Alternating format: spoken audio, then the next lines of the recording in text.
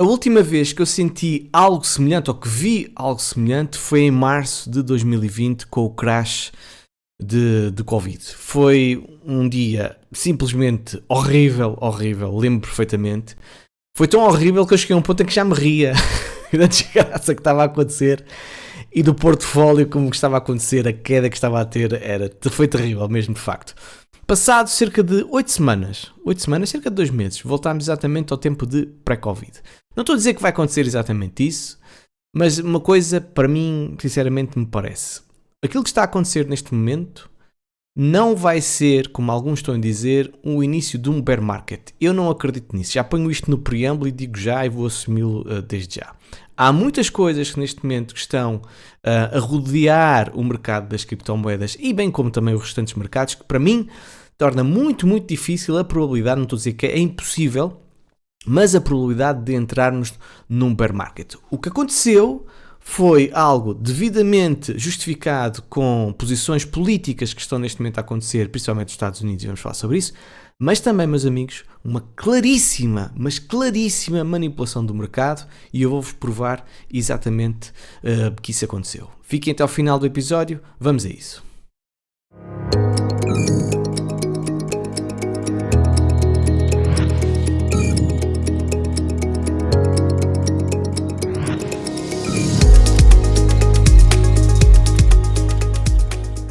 Caros amigos, sejam então bem-vindos a mais um episódio do Alex Crypto. Não é dos episódios que eu mais gosto de fazer, porque eu não gosto que as pessoas... fazer episódios quando as pessoas estão a perder dinheiro, de facto não dá prazer nenhum.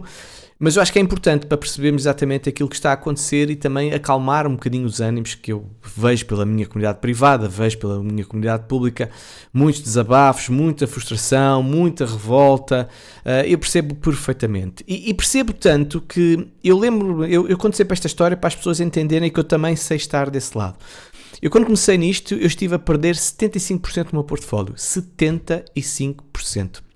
Houve momentos em que perdi quantias significativas de dinheiro, exatamente porque não tive uma política de risco adequada. Portanto, eu acho que o dia de hoje traz acima de tudo uma grande lição mesmo, porque finalmente as pessoas se calhar vão entender que investimentos de longo prazo, investimentos em ativos que já têm algum nome na praça, as chamadas, por exemplo, blue chips ou as principais, que já foram testadas em diferentes bear markets, e por muito que o FOMO seja em, sei lá, aquelas meme coins todas que aparecem, aquelas coisas, que eu também, atenção, já investi, atenção, não estou a criticar ninguém, ok?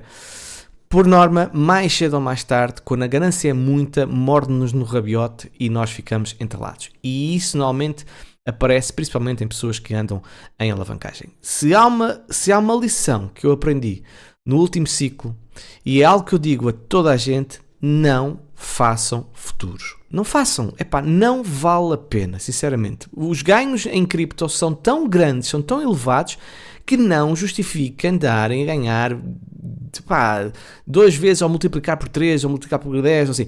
Se quiserem jogar como raspadinha, já sabem que um gajo quando vai uma raspadinha já sabe que vai perder dinheiro, certo? Ou quando vai ao casino já sabe, vou-me só divertir e vou perder dinheiro, pronto, é uma despesa, ok? Se quiserem fazer isso em futuros, eu acho que não há mal nenhum ao mundo, porque é uma despesa já do dinheiro como adquirido. Agora, investimentos elevados, estruturais, não faz qualquer sentido. E tenho muita pena, porque hoje houve muita gente, foi o dia da história das criptomoedas onde mais gente perdeu dinheiro, e é muito, muito chato, porque hoje muita gente bateu com a porta, hoje muita gente vai embora, hoje muita gente vai estar a ter um dia muito difícil, vai ter que se calhar justificar às famílias aquilo que fez, portanto não é bom para ninguém. Portanto, se estás nessa situação, muitos de nós já passámos pelo mesmo, e a verdade, verdadeinha, aquela mesmo transparente, as pessoas só aprendem quando perdem dinheiro. Portanto, isto é um processo de aprendizagem, e eu também já tive o meu, e doeu-me bastante, e agora foram outros a ter exatamente isso. Portanto, vamos ver o que é que aconteceu. Eu estou aqui a fazer um preâmbulo importante, que eu acho que é de facto importante abordar as questões emocionais. Dizer que o mercado está em pânico. Portanto, aqui o FOMO Index, digamos assim, de Bitcoin mostra claramente que estamos em pânico. Ao nível das altcoins, estamos a um nível 39, o que é claramente uma zona de medo. A última vez que nós andámos por aqui foi em novembro de 2024. O mercado tradicional já teve pior, já teve aqui em medo mais ou menos na zona dos 40, agora está nos 44. E podemos ver também o Crypto Fear Index, que perdemos aquela estrutura diagonal e estamos neste momento ao nível de 44. Se eu acho que isto é o fim do bull market, não acho. Não acho mesmo de todo. Normalmente o bull market não termina assim. Não termina com os níveis baixos, não termina sem ganância, não termina assim. Isto até pode levar a algo que eu já falei no passado, termos um ciclo completamente diferente, não aquele ciclo típico de 4 anos. Já disse, se calhar podemos ter um 2025, se calhar não tão bom, não é? Ou durante alguns meses, com até a parecer que estamos num bear market, e nós estamos claramente num bear market. As altcoins, quando digo bear market, refiro-me às altcoins. Nós tivemos um evento de capitulação ao nível de altcoins, não há grande forma de fugir a isso, mas Bitcoin não, ok? E depois podemos ter, se calhar, uma continuação em 2026, portanto, as coisas podem ser efetivamente diferentes. Aquilo que eu sei é que, numa perspectiva de médio e longo prazo, quem não anda em futuros, quem não anda em alavancagem, quem tenha bons ativos, por norma, fica sempre bem. Portanto, é esta a minha opinião, não é aconselhamento financeiro, porque eu não estou autorizado para o fazer, mas é isso que eu faço, meus amigos. Pronto, estou aqui a partilhar convosco, é isso exatamente que eu faço. Não faço tudo bem, como é óbvio, faço também disparates. Por exemplo, comprei as minhas últimas balas, comprei recentemente quando eu percebi que o stockpile de facto vai ser uma realidade, e se calhar se eu tivesse agora essas balas podia ter obviamente entrado no mercado, mas numa perspectiva médio e longo prazo não é nada isso, percebem? Não é nada, portanto não é algo que me tire o sono. Portanto, muito tranquilo, eu tenho escrito isto na minha comunidade privada. 100% de paciência, 0% de pânico. Neste momento é o meu estado emocional. 0% de pânico, ok? E vou continuar assim. Um breve momento apenas para falar sobre o nosso patrocinador deste episódio. Portanto, a CoinTracking, como vocês sabem, nós vamos ter que tratar da parte dos impostos. Portanto, todas aquelas pessoas que converteram dinheiro para Fiat vão ter que o declarar, ok? Se não o fizerem, obviamente, podem ter que assumir consequências legais. É muito importante saberem quanto dinheiro é que vocês converteram, ou seja, como é que foram as movimentações, como é que foram os ganhos, e é tanta plataforma, é tanta operação que as pessoas fazem, portanto é perfeitamente normal nós perdermos noção daquilo que estamos a fazer, portanto precisamos de ajuda, certo? Eu também vou ter que precisar de ajuda, ok? E portanto a CoinTracking já tem um passado muito grande, tem quase 2 milhões de ativos, tem 16 anos de história, portanto tem 34 mil moedas no seu portfólio, faz uma gestão de portfólios de 41 bilhões de dólares e tem todas as plataformas que vocês precisam e mais alguma para acompanhar todas as operações que vocês fizeram, quer DeFi, quer não DeFi. Portanto, é algo que vocês, obviamente é um serviço pago, mas é uma ajuda muitíssimo grande. Portanto, se conseguires fazer sozinho, excelente, não precisas disto para nada. Se não consegues, recomendo sinceramente.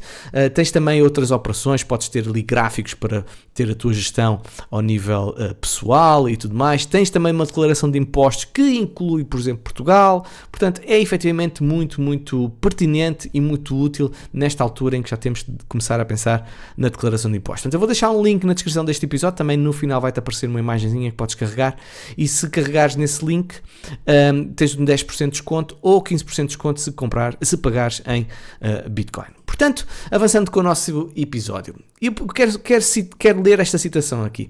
Quando quase todas as moedas estão em estado de medo profundo e todos os participantes de curto prazo estão submersos em 50% a 60%, não é hora de vender. Você compra em medo, vende em ganância. Lembram-se? Ok?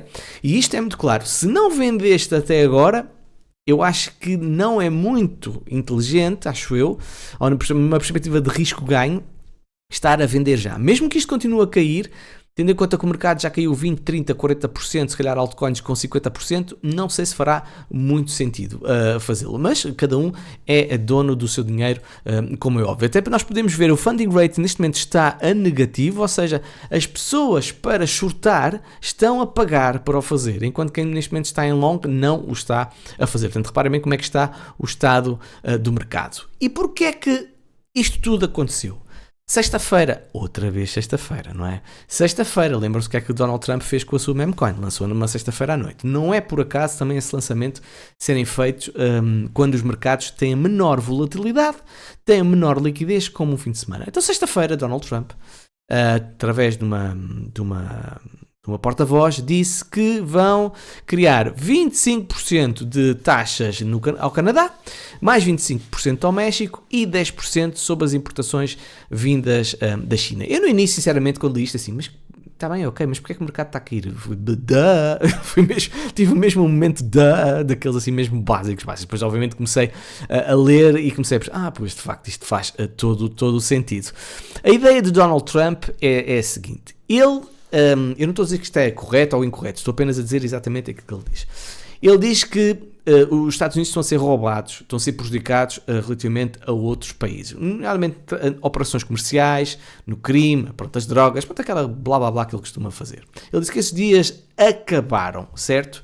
E ele quer que os países comecem a utilizar os Estados Unidos como fábrica, ou seja, não querem importar, mas querem sim que quem está a exportar, que migre para os Estados Unidos e que vá fabricar exatamente esses produtos.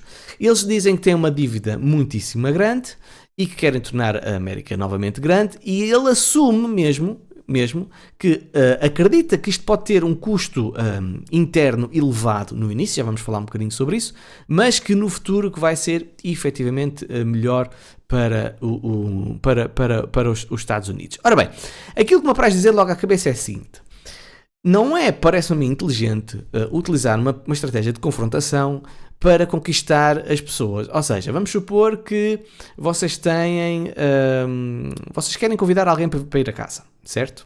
Porque precisam que a pessoa vos faça um favor, certo?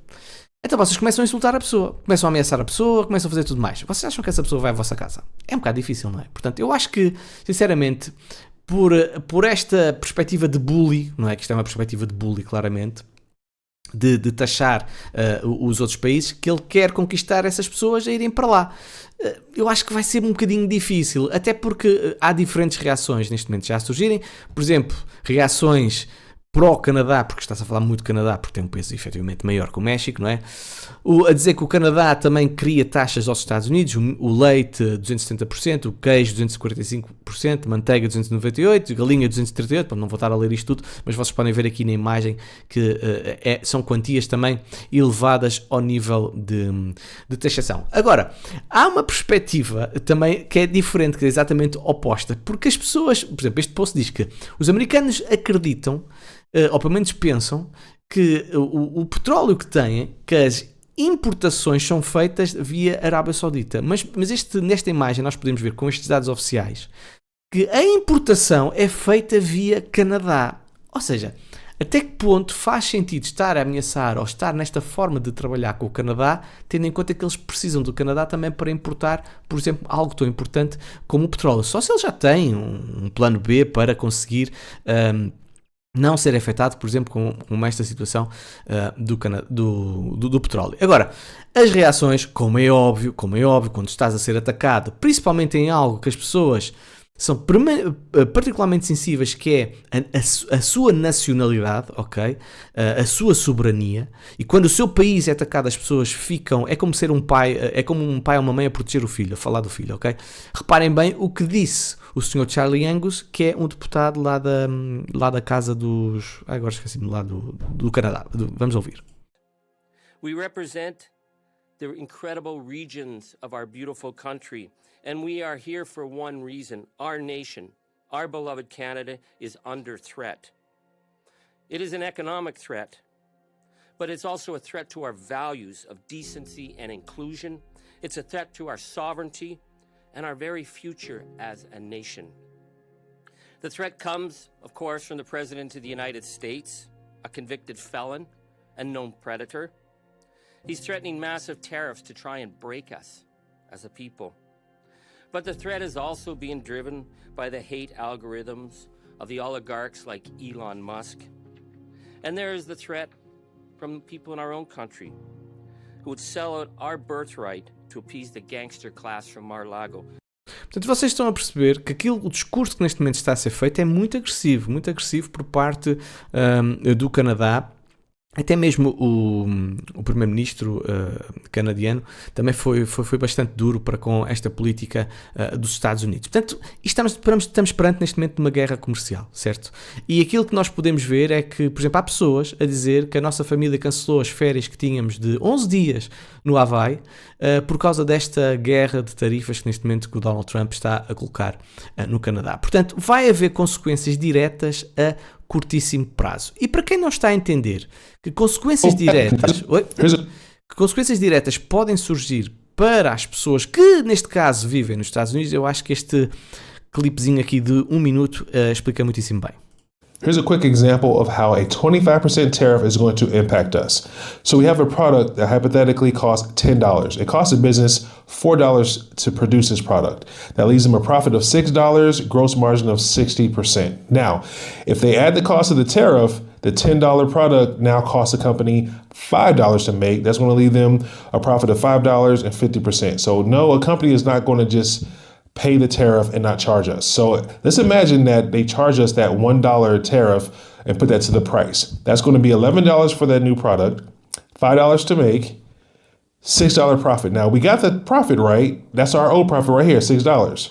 However, our margins are 54.5%, not the 60% that we were at before. A good business person is going to now charge you $12.50 for that product in more profit margin, and then they're also going to reach their target profit margin of 60% as they were before. Peço desculpa se o som estava um bocadinho alto. Aquilo basicamente, em conclusão, o que vai acontecer é que estas taxas vão ser vão penalizar acima de tudo as pessoas que é o Zé Povinho, ou seja, não vão ser os intermediários, não vão ser os vendedores que vão sofrer com estas taxas, o que eles vão fazer é simplesmente aumentar os preços. E depois há outra questão, tal como nós vimos com o que aconteceu no Covid. Quando os preços aumentam, dificilmente recuam, mas muito dificilmente recuam. Ou se recuam é uma margem mínima. E nós vemos isso em Portugal, ok? Portanto, isto vai haver claramente uma consequência inflacionária no início nos Estados Unidos, até porque é o próprio Donald Trump a dizer que vai haver alguma dor no início. Portanto, não sei até que ponto será uma jogada muito inteligente por parte de Donald Trump, até porque esta imagem, como vocês podem ver aqui, tem o senhor pronto a fazer xixi. E com uma ventoinha a levar com o mesmo na cara. Portanto, é um sketch aqui engraçado, mas que caracteriza um bocadinho aquilo que poderá vir a acontecer nos Estados Unidos. E aquilo que ele está a fazer ao Canadá também quer fazer à Europa. Ouçam lá. So the UK is way out of line, and we'll see the UK, but European Union is really out of line. UK is out of line, but I'm sure I think that one can be worked out. But the European Union it's an atrocity, what they've done. So the UK is... Portanto, meus amigos, nós somos uma atrocidade. Aquilo que nós andamos a fazer somos uma atrocidade. O Reino Unido já está-se a portar mal. A Europa, então, porta-se muitíssimo mal. Portanto, é aquilo que Donald Trump está-se a preparar também para taxar a União Europeia, de certeza que o vai fazer. Agora, há várias formas de ler isto, certo? E eu vou pegar aqui num post que foi partilhado na minha comunidade privada, que eu acho que, efetivamente, é uma opinião bastante válida, que diz: para mim, isto mais não é do que uma maneira da administração americana arranjar mais dinheiro para, espero eu, pagar a dívida. É mais fácil dizer que aumentam as tarifas do que vamos aumentar os impostos aos americanos ou diminuir certos gastos para pagar a dívida. Mas com isto, os americanos vão pagar mais caro pelos produtos. Não pagam de uma maneira, pagam de outra. Com isto, o governo vai ganhar duplamente. Ganha mais pelas tarifas e ganha mais com o imposto sobre o consumo. Portanto, quem se vai lixar, segundo aqui esta opinião, é efetivamente o Zé Povinho, e faz algum sentido aquilo que está a ser dito também. Agora, há uma abordagem que neste momento está aqui também colocada em cima da mesa. Deixem-me lá só pegar o nome do senhor que eu quero lhe dar o devido crédito, o senhor Jeff Park. Ele escreveu um post no X que é bastante curioso. E porquê é que isto pode ser tão benéfico para Bitcoin? O jogo final fica claro. As tarifas podem ser apenas uma ferramenta temporária. Existe uma coisa que se chama o dilema de Triffin, que é o status do dólar americano como moeda de reserva que dá aos Estados Unidos o que é chamado de privilégio exorbitante em transações financeiras, e tem algumas implicações. A primeira, o dólar é estruturalmente supervalorizado devido à sua necessidade de ser mantido como reserva para outros países de uma maneira inelástica ao preço. Acho que toda a gente entende isso. Ponto 2. Os Estados Unidos têm que executar um déficit persistente na balança comercial para fornecer ao mundo esses mesmos dólares. Terceiro, o governo dos Estados Unidos, portanto, pode tomar emprestado persistentemente mais barato do que aquilo que devia. Os Estados Unidos querem manter o número 3, mas livrar-se do número 1 e no número 2. Mas como? Entra então em cena a questão das tarifas. O objetivo final é buscar um acordo então multilateral para enfraquecer o dólar. Isto leva-me ao meu segundo ponto. Já compartilhei antes que o objetivo número 1 de Trump é reduzir a taxa de 10 anos. A razão é que as suas próprias malas, os seus imóveis e tudo mais, os seus sacos, os seus bags, dependem exatamente disso, porque ele tem imensos imóveis, então precisa de baixar essa taxa de 10 anos. Portanto, o que ele diz é que com o enfraquecimento do dólar, que é este o plano, e com a baixa das taxas de 10 anos, que ele vai conseguir atingir o seu objetivo, certo? Portanto, vamos ter aqui perante este jogo que agora vai acontecer durante os próximos tempos. Eu recomendo que vocês leiam o artigo todo, não vou estar a ler isto. Agora, o que ele diz sobre Bitcoin é o seguinte: o ativo a possuir, portanto, é Bitcoin. No mundo do dólar mais fraco e taxas de juros mais fraca nos Estados Unidos, Bitcoin seguramente que vai brilhar. Os custos tarifários, provavelmente por meio de uma inflação mais alta, serão compartilhados pelos Estados Unidos e parceiros comerciais, mas o impacto relativo será muito mais pesado para os estrangeiros. E porquê? Porque esses países terão que encontrar uma maneira de se defender dos seus problemas de crescimento fraco, levando ao estímulo da economia por meio de políticas monetárias e fiscais que, em última causa, vão levar à desvalorização das próprias moedas. Os cidadãos indignados desses países passarão por uma mini-crise financeira e buscarão alternativas. E nós já vemos isto. Venezuela, Argentina e outros países da América do Sul, por exemplo, compraram Bitcoin. Ou, por exemplo, aquilo que El Salvador também fez, que utilizou Bitcoin. Portanto, quando os países estão numa situação muito difícil, é perfeitamente normal eles olharem para um ativo que não é centralizado, certo? Como o Bitcoin, e que não pode ser manipulado ou facilmente manipulado, como por exemplo acontece com o dólar ou com estas estratégias que o Donald Trump está aqui a criar. Portanto, é uma perspectiva diferente, mas isto não é se calhar para curto prazo, é uma perspectiva para médio, longo prazo. Aquilo, sinceramente, meus amigos, que me apraz dizer é o seguinte: Donald Trump está a jogar xadrez. Está claramente a pressionar o mundo, ok? Os seus parceiros, para no final provavelmente arranjar um acordo. Esta é a minha interpretação da coisa. Pressionar para arranjar um acordo. Só que a resposta a Donald Trump também sempre falar grosso, certo? Porque se as pessoas falarem fraco, Donald Trump simplesmente as vai engolir. E isto levou, evidentemente, a nós as consequências que nós já todos sabemos. E seguramente vocês já estão a par. Foram 2,2 bilhões de dólares em criptomoedas liquidadas em apenas 24 horas. A maior da história. Maior que o Covid, maior que a queda de Luna, maior que a FTX. Agora, isto é bom ou mau? Segundo o Sr. Crypto Reviewing, ele diz mesmo que na crise do Covid 2020, Bitcoin caiu 50%. Passou de 10 mil para 5 mil, ok? Depois chegou a ter 63 mil, ou seja, 10 mil, 5 mil, 63 mil. Na queda de Luna, em 2022, Bitcoin caiu 50%, passou de 40 mil para 20 mil e depois passou para 30 mil no ano a seguir. Na queda da FTX, Bitcoin caiu 25%.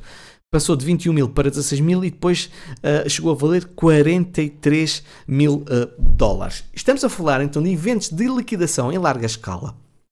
De uma força, vimos então uma imensa força demonstrada pelo Bitcoin e pelo mercado de criptomoedas nos meses e anos seguintes. Agora, ele diz que obviamente não pode dizer que isso não pode acontecer, mas são estes eventos que normalmente fazem um flush total do mercado e que depois entra pesos pesados para lucrarem mais tarde com essa evolução. E nós podemos estar a falar de liquidações que se calhar não foram, é muito provável não tenham sido apenas e só 2,1 bilhões de dólares. E porquê? Porque o CEO da Bybit diz mesmo que só mesmo na própria Bybit foram em 24 horas 2,1 bilhões de dólares. Porque há um problema onde é que isso está?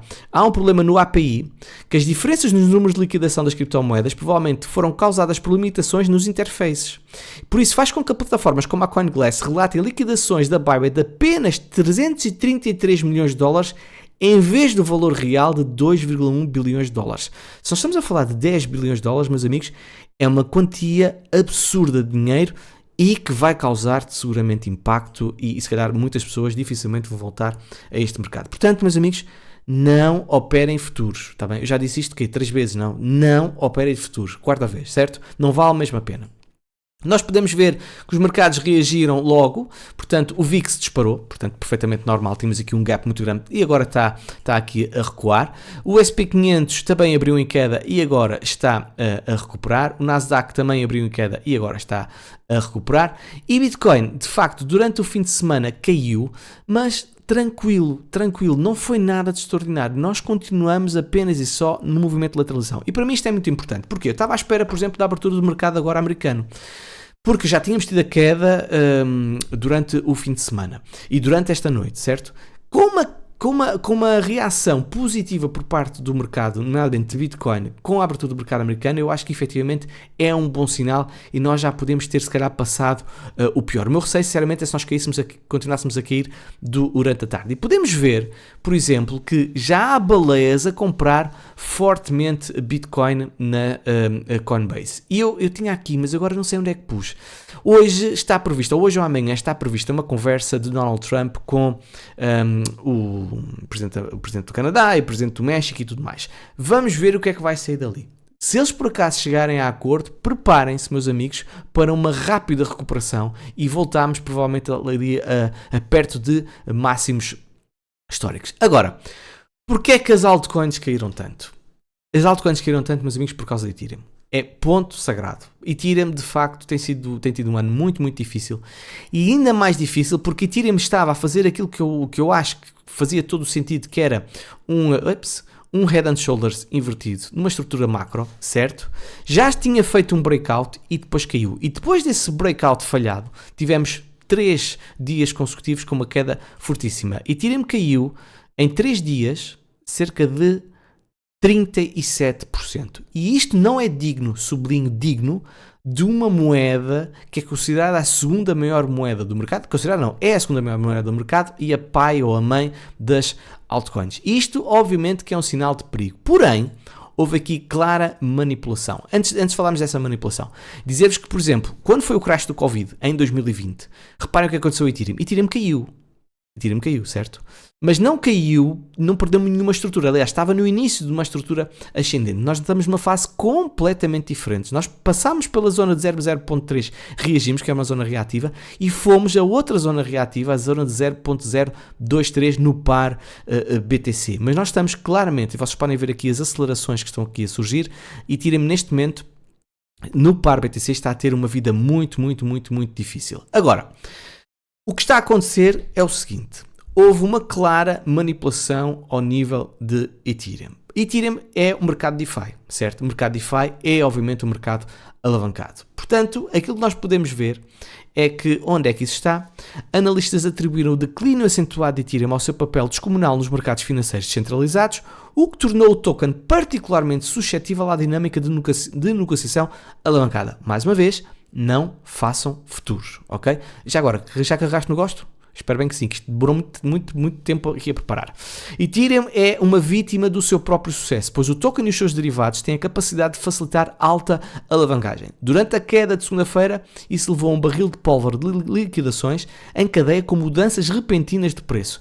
Acrescenta-se que quase 770 milhões em garantias foram vendidas para atender chamadas de margem na plataforma DeFi em Aave nas últimas 24 horas, das quais 75% estavam concentradas em variáveis de Ethereum. Ethereum teve liquidações superiores a 600 milhões de dólares. É uma brutalidade. Portanto, aquilo que nós vimos, meus amigos, foi apenas e só o que o pessoal começou a vender e depois começaram a ser liquidados. E como havia baleias com o Ethereum nesta zona, houve muita baleia também, seguramente, que foi liquidada. Aliás, a manipulação foi tão clara que, obviamente, que foi apanhada. E isto aqui o Dr. Profit fala de uma maneira que eu acho que é pertinente. Foi um evento de liquidação controlada, visando principalmente Ethereum. Eles usaram o despejo da guerra comercial que vemos no mercado de ações como desculpa para despejar Ethereum em 35%. Mesmo a taxa de contraste entre Bitcoin e Ethereum não corresponde em nada. Ethereum caiu muito mais em comparação com Bitcoin. E aquilo que está a acontecer e que levou a esta manipulação é um cartel, digamos assim, entre a Binance e a Coinbase, que enviaram enormes quantias de Ethereum, Bitcoin e também Solana para os market makers da Wintermute para permitir que o evento de liquidação controlada acontecesse como vemos agora. Isto foi um enorme golpe em Ethereum. Agora, pense nisto. porque é que eles estão a tomar longs em Ethereum? E é verdade, nós temos visto nos últimos tempos uma série de compras em Ethereum, não só pela parte de baleias, mas também pela parte da família Trump. E isto não deixa de ser curioso. Eu não posso garantir que Ethereum vai subir, até porque já o disse, já tentei, já acreditei inúmeras vezes que isso vai acontecer e nunca tem acontecido, mas isto é muito, muito, muito estranho. Porquê esta enorme liquidação em Ethereum? O que é o Wintermute? Para quem não sabe, o Wintermute é uma empresa que funciona como um formador de mercado de criptomoedas e provedor de liquidez. Em termos simples, ela ajuda a tornar a compra e venda de criptomoedas mais fácil, estando sempre pronta para negociar grandes quantias. Isto significa que quando as pessoas querem comprar ou vender moedas, a Intermute está lá para manter o mercado ativo e os preços se moverem suavemente. E aquilo que nós podemos ver é que a Binance enviou para a Intermute 275 milhões em ativos, Bitcoin, Ethereum e Solana, e enviaram apenas 32 milhões em stablecoins. Normalmente quando se envia stablecoins é para fazer compras, certo? Portanto, eles despejaram 250 milhões em cripto no mercado, e enquanto a Coinbase, no entanto, enviou 262 milhões em stablecoins para o Intermute e parece então ter comprado a maioria dos ativos vendidos pela Binance. Porquê é que uma plataforma vende desta forma e logo a seguir outra plataforma está a comprar? Porquê? Porque eles sabem onde é que estão as zonas de liquidação, eles sabem onde é que é o Max Pain e assim conseguem, obviamente, faturar imenso com as taxas de liquidação e logo a seguir outra plataforma compra. Portanto, meus amigos, isto é criminoso. Isto é criminoso e para mim faz muita confusão, por exemplo, ver alguém como a Coinbase que está devidamente legislada, nomeadamente nos Estados Unidos, a fazer uma coisa destas. Eu não sei até que ponto não haverá consequências, se calhar, sobre isto. Até que ponto não poderá ser aberta uma investigação relativamente a isto que está a acontecer, mas dados são factuais e temos aqui as transações todas, ou parte delas, que foram enviadas da Intermute, por exemplo, pela Binance e também por parte da Coinbase. E aqui vemos Ethereum, Solana, Bitcoin, Ethereum, certo? Agora, outra questão, até que ponto não houve inside information? Provavelmente houve inside information. Reparem, antes da queda de mercado, uma carteira de baleia de Ethereum que estava inativa há 6 anos depositou todos os seus 77 mil Ethereum, no equivalente a 228 milhões, na Bitfinex e despejou essa mesma carteira. Ao mesmo tempo também, deixa-me lá traduzir isto, pouco antes da queda do mercado, 2 outras baleias de Ethereum adormecidas acordaram depois de 6 anos e depositaram 135 milhões da Bitfinex e outra também 153